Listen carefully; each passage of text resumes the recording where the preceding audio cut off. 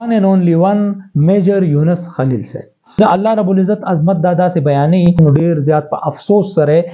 دا خبره کړې و کوم خدا ظالمان ماتا کې نه پریدي نو تاسو ته ویلي چې دا په بنگال کې بیا قیدی شوی یعنی زه په جیل کې پروت موزما په لاسو په خپو کې زنجیرونه دي پک هر څومره درانه ده که دا سيزونه هر څومره انټنس دي ډیپ دي خو اخیر بس پین سبا شي ټیک د کنن په ما مشکلات دي خدا مشکلات به ورځ آسان شي د دور چې کوم مسلې دي یا لانجی دي یا شخړې دي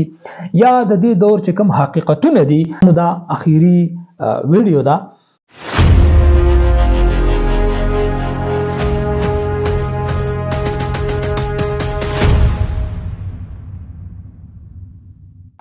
کوم شان چې دار تخیجو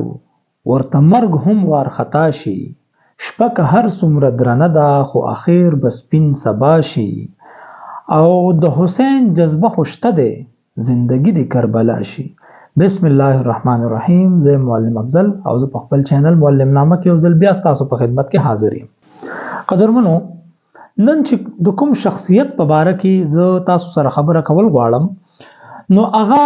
د حسن پرستار د پاک مینې ترجمان د رنگین تخیل شاعر د لفظونو ماهر د خوبونو د جزیرو جادوگر او د رومان شاهزاده دی مونږ د بل چا خبره نه کو خو د وان and only one میجر یونس خلیل صاحب میجر یونس خلیل په پښتو ادب کې او په پښتو شاعرۍ کې صد تعارف محتاج نه دی میجر صاحب ابتدائی اول خو په کال 1915 یعنی 1925 کې په تاکال کې پیدا شوی په خبر کې او په 2000 کې یعنی پورا 2000 کې د دوی وفات شوی میجر صاحب د اسلامي کالج نه بي اس سي کړي وا دا غینه پس پارمي کې کمیشن واغستو او کمیشن افیسرو د میجر عہده ته ورسېدو بیا په بنگال کې قید شو مونږ چونکی دا کوم سیریز چې شروع کړي دي او تاسو د یادګیرنه د پاره وځي خبرو کوم چې نن زمونږ د شاعرانو دا اخیری ویډیو دا او د سی اس اس او د پی ام اس په کورس کې چې د پښتو کم غټ شاعران شامل دي نو دا غي دا لسم شاعر دی که تاسو چرته بای چانس دا لومبي ویډیو او دا تاسو ګورئ بای چانس نو د دې مخ کې چې په کوم شاعرانو باندې ما ویډیوز جوړ کړي دي او تفصیلی ویډیوز نو پاغه کې اول نمبر خوشحال خان خټک رحمان بابا حمید بابا علي خان کاظم خان شیدا امیر حمزه خان شینواری غنی خان قلندر مومند او میجر عبدالرحیم مجذوب صاحب په دې کسانو زمونږ الریډي زمونږ په چینل باندې ویډیوز شته که تاسو دا لومبي ویډیو نه کاندلی هغه وزټ کړئ هغه ټول ویډیوز تاسو کتلی شئ دا میجر یونس خلیل صاحب چې کوم دی دا د دور یو بهترین او یو ډیر غټ شاعر دی او دا د رومانټیسزم شاعر دی په قلندر مومند او عبدالرحیم مجذوب کې مونږ په دې باندې بحث کړی چې رومانټیسزم څه شی دی اټس ا وے اف ایکشن اینڈ ا ریئلسټک اپروچ ټو لایف ریفارمیشن ان سوسایټي اینڈ لټریچر دا یو داسې تحریک دی نو دا د هغه نماینده شاعر دی د هغه تحریک خو عبدالرحیم مجذوب صاحب میجر یونس خلیل صاحب چې کوم دی دا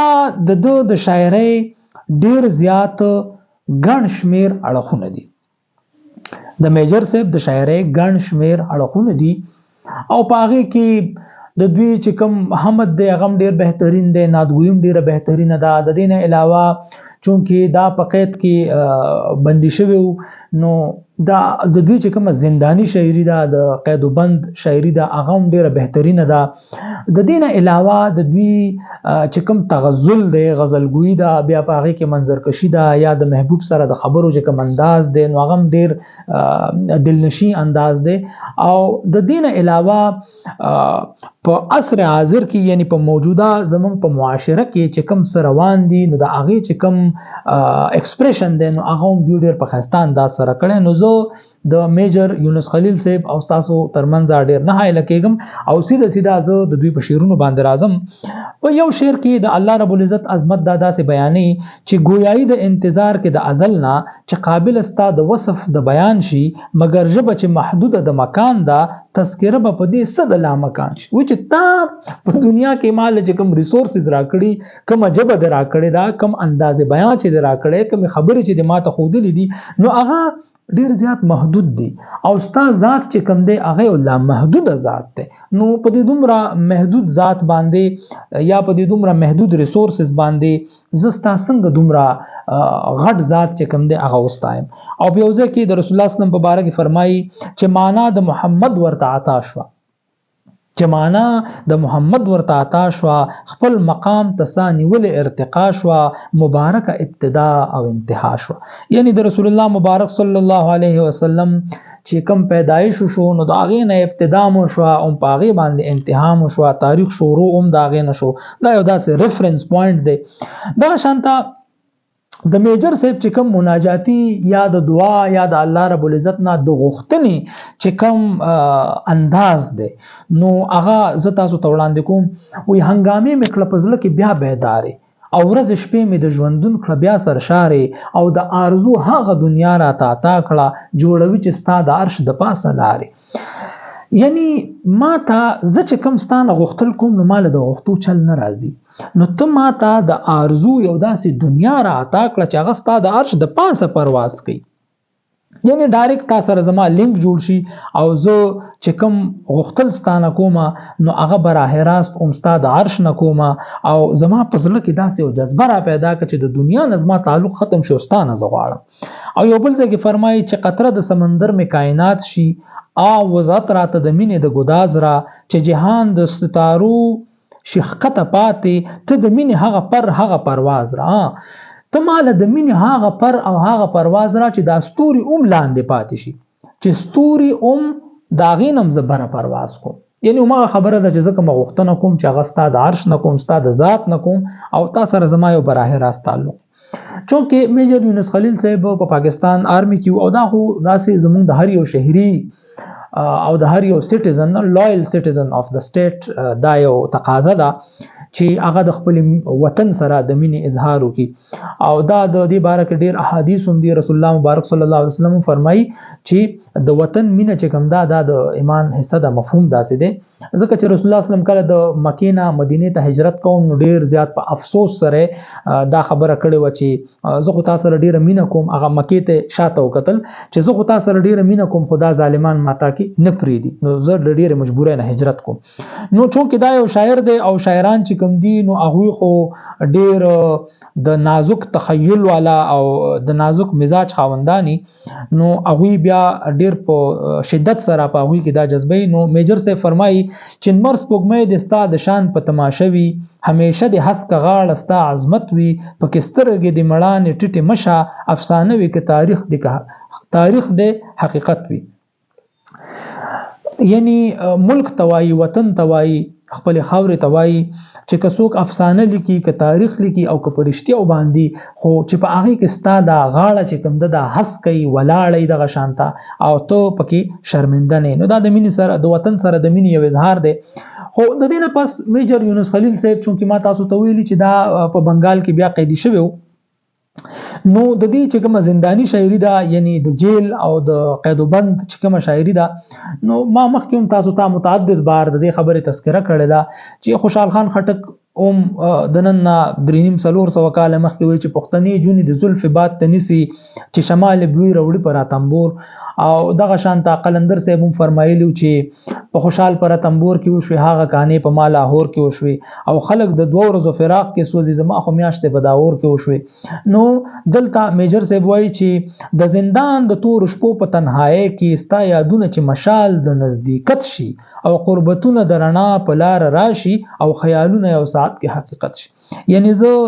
هغه د غالب هم دا یو هم مضمون شعر دی چې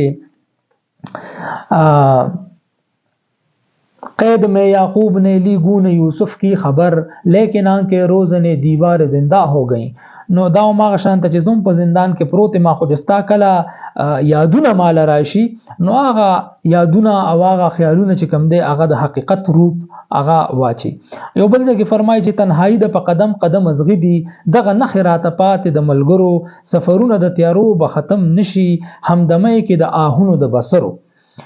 دغه شانته دوستان یادی په جیل کې بار بار او زولنې زما په خو کې تش خوبونه په جولای کې زنجیرونه مشلنګيږي د زندان په تنهایی کې یعنی زه په جیل کې پروت موزما په لاسو په خو کې زنجیرونه دي او د بل څه आवाज نشته اومداغي دي زولنې زنجیرونو ته وي پیړو ته وي بیړۍ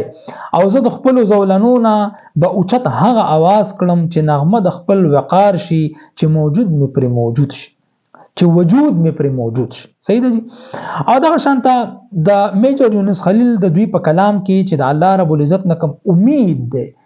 او اپټیمزم د ته ویلې شي د په کلام کې اپټیمزم ډیر زیات ده بای د وی د دوی د کلام چې یو ډیر ښکارا لخت ده او زما چې کوم ډیر خوښ ده نو هغه د دوی رجایت مرتوي اپټیمزم مرتوي د الله رب العزت نه امید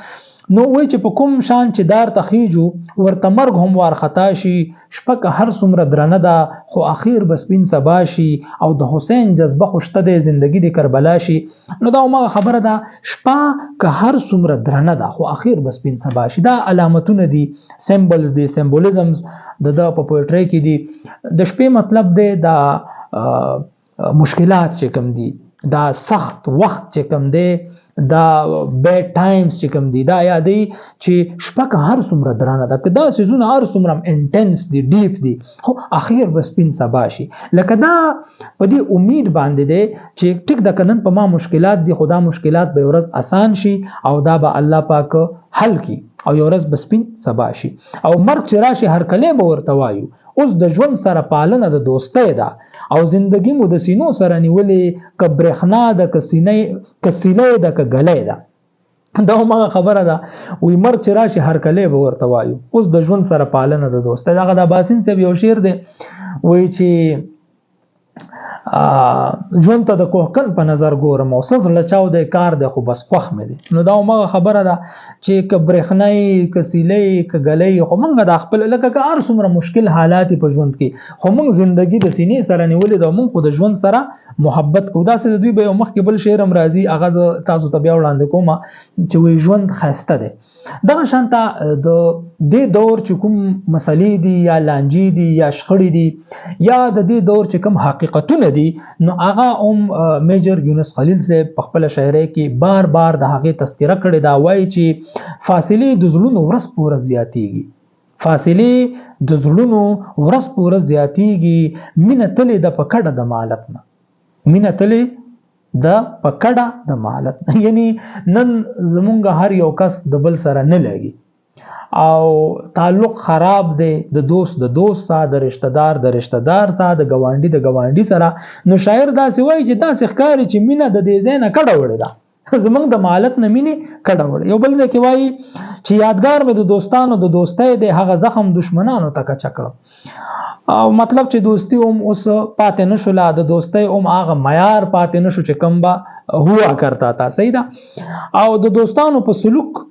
په ځان شکیشم چې سیره زمانه د پردی ده یعنی مخکې به دوستانو ما سره ډیر ښه تعلق ساتو او اوس چې د دوستانو د سلوک ته ګورم نو ماته خدا څخه ښکاري چې زه چرته بدل شوم او تصادم د رڼا او ظلمتونو هنګامه د محرومي او د حاصل ده دا شان یو بل ځکه فرمای وې خوخه لويشه په تالان شي اوس د کلی دا رواج دی چې اخلاص یو تنه غواړي دا مرض دی لا علاج دی او یو بل ځکه فرمای وې تشلاسا تش اخلاص بد سوق سکړي غټ پیغور شي د حالات بیزری شي نو ما خبره ده چې موږ په سوسایټي کې نن چې کم قدر دی منزلت دی حیثیت ته سټیټس دی هغه د څه دی هغه د پیسو دی وي تش اخلاص به سوق سکړي غریبي هم په دنیا کې لوی پیغور دی نو هغه خبره ته په اشاره کړی دا چې موږ په یو داسې وخت کې پاتې کیږو چې په هغه کې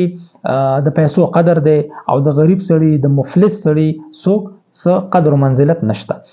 دغه شانته په اخیره کې د میجر یونس خلیل صاحب چې کوم تغزل دی د دوی کوم غزلګوئی دا نو د هغه د بمونګ لګه شانته مختصره جایزه واخلو چونکې دام د دوی د شاعرۍ ښکارا اړخ دی او منظرکشي د دې یو غټ عنصر دی چې دا د کمسیس خبره کوي نو په هغه کې دا منظرکشي ډیره بهترینه بیانې ایمیجری چورتوي نو استا واده مې د ماخام په تنهایی کې د بڼو په سکو وګورډي وې شو دا مغه د غالب یو بل شعر دی، ما ته بار بار پکې د غالب شعرونه را یادېږي ځکه چې دا هم مضمون شعرونه دي کنه. نو جو خو آنکھوں سے بہنے دو کہ ہے شام فراق، میں یہ سمجھوں گا کہ شم میں دو فروزاں ہو گئی. او مکه خبره د بڼو په سکو وګوره دی ویشوي، او میں یہ سمجھوں گا کہ شم میں دو فروزاں ہو گئی. نو وې ز په تنهایی کې پروت منظرکشي ده کنه. اوس منظرکشي ته ګوره چې وې داسې یو ماښام دی، زه په کټ کې پروت ما او تنهاییم ده او د خپل محبوب نه جدایي هم ده. نو په دې ټایم کې زما سترګو له اوښ کې رالی او هغه اوښ کې مکسر د وینو اوښ کې جو خو آنکھوں سے بہنے دو کہ ہے شام فراق. نو زما د سترګو نه چې دا کمی اوښ کې رالی، هغه د حمزه بابا یو شعر دی، وی چې دا اوښ کې چې د زړه نه زما سترګو ته تکل کا، چیستان د هغه مستو اشارو بګینې حل کا، او د دوو مینو منځ کې چې څوک راشي خیر نشتا، دانه د ژوندانه به میچن د مینې دل کا. نو حمزه بابا سوی دا اوښ کې چې د زړه نه زما سترګو ته تکل کا، یعنی حمزه بابا هم د وینو جړا کوي، هغه نور اوخ کې به ختم شوی دي، نو د وینو جړا کې. نو دا ما خبره کوي. نو چې ستا وادي ما ته په ماخام کې رایا دي شو فراقي، نو د بڼو په سکو وګوره دی ویشوي. نو هغه چې دلته کله راشي په دې ځای کې اون خلی، نو دا سرنا هغه کې لکه ډیوه چې څوک بل کی، دا ډیوه رڼا هم هغه شانتي داغه چې کوم هغه شغلې. بل ځای کې فرمایي چې په یادونو می خور شوی ستا جمال دې کرنګونو لګولونو هم آغوش دي، تخیل ته ګوره او منظر ته ګوره، او استا یادونه کله کله داسې راشي لکه شپه چې ناګهان سپین سباش. نو دا ټول هغه شعرونه دي چې په هغه کې د دوی منظر کشي دی. یو بل ځکه وایي چې دا د نوې وعده ذکر چې بار بار کړي، بے لوزي در ترایا د جوړ زړې شوي، اوس ګمان می په خپل ځان د چا پردشي، نن د سترګې رانه هسې شان ستنې شوي. دغه شانته د هر یو شعر تشریح بزکه نه کوم چې بیا بزمنګ دا ویډیو ډیر زیاته وګد شي، خو زه صرف شعرونه تاسو په حضور کې وړاندې کوم. باقي موږ خبره ده چې فود اف ثاټ دی، تاسو به بیا خپل سوچ وکئ کله چې دا شعرونه تاسو اورئ، نو یو منټ لپاره تاسو په دې باندې خپل سوچ کوئ چې شاعر څه وایي. وایي هغه وخت مې په تلاش کې چې ستا تیر شو، هغه وخت چې په تلاش کې مستا تیر شو، په حساب کې به د عمر حسابيږي. دا هغه د خوشحال خان خټک یو ډیر خسته شعر دی. وایي چې هغه د کرامن کاتبین سره د خوشحال خان خټک یو مکالمه ده، او هغه کې داسې وایي چې هغه هم داسې دی چې هغه عمر چې می تیر شو ستا تلاش کې، مفهوم صدا سده شعر زما د ذهن نه وته چې ما چې کوم عمر ستا په تلاش کې یا ستا په جدای کې تیر کړي، نو تاسو به هغه عمر په دغه کې لیکي، تاسو به هغه عمرم زما په زندګۍ کې لیکي، خو په زندګۍ کې شمارل نه دی پکار. شعر داسې د خوشحال خان خټک وی چې د هجران ورځې لیکي په شمار د عمر، د قضا کاتب عدل که ستم کړي. وی داته چې د جدای ورځې لیکي زما په اعمال نامه کې، نو د قضا کاتب عدل که ستم کړي، وی دا ته انصاف کې او کدا ته زیاته کې. او دغه شانته زبر د اخیری شعر د میجر یونس خلیل صاحب وایم چې ستا ذکر پکې راشي، د خبرو خوند پیدا شي. امید لرم چې دا شعرونه او دا ویډیو به تاسو خوښ شوي. تاسو که د میجر یونس خلیل سره متعلق څه سوال لرئ یا څه معلومات، نو هغه تاسو موږ ته د کمنټ په سیکشن کې ویلی شئ. د دې نه علاوه زموږ دا ویډیو ځان سره لایک کړئ، په دې باندې کمنټ وکړئ، او زموږ چینل در سره ضرور سبسکرایب کړئ. تاسو د اوریدو یو جهان مننه. الله حافظ. السلام.